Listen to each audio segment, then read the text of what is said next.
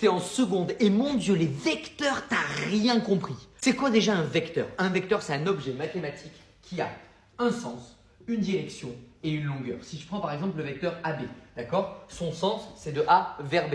Sa direction, on va dire que c'est son inclinaison, d'accord? C'est à peu près l'angle qui va le former avec une droite qui va être horizontale. Et enfin, sa longueur, qu'on appelle aussi sa norme, eh bien ici, c'est la longueur du vecteur AB. Voilà, donc ça déjà, c'est la définition du vecteur, il faut que tu la connaisses. L'avantage des vecteurs, c'est que tu peux les prendre n'importe où sur ta feuille. C'est-à-dire que si je prends ici un vecteur que j'appelle U, eh bien ce vecteur, il a plein de représentants. Ça veut dire quoi? Plein de vecteurs qui lui sont égaux et que je peux mettre un peu où je veux. Ici, par exemple, et puis ici, par exemple, et puis ici, par exemple. Après, je peux multiplier un vecteur par 2, c'est-à-dire que je multiplie sa longueur par 2. Ça garde le même sens et la même direction. Et la longueur, on voit bien qu'elle est multipliée par 2. Et donc, ce vecteur, c'est le vecteur 2u. Je peux aussi multiplier un vecteur par un nombre négatif. Et dans ces cas-là, il y a juste le sens qui change. La longueur, c'est la même. Regardez là, je trace le vecteur, par exemple, moins 2u. Et ça fonctionne aussi. Donc, avec les vecteurs, on peut faire plein d'opérations. Justement, en parlant d'opérations, on va apprendre à additionner des vecteurs. Alors, c'est super simple.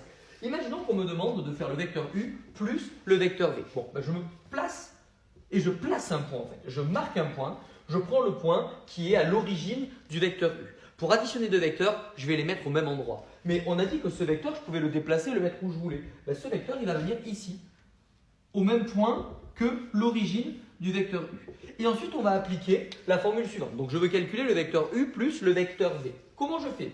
Eh bien, je pars du point de départ. Je me déplace de U, j'arrive ici. Vous êtes d'accord qu'on s'est déplacé du vecteur U.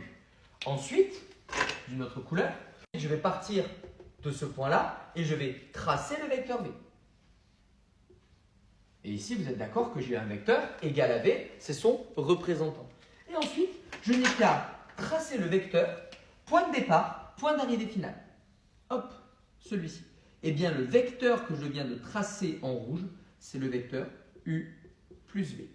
Voilà comment on construit la somme de deux vecteurs.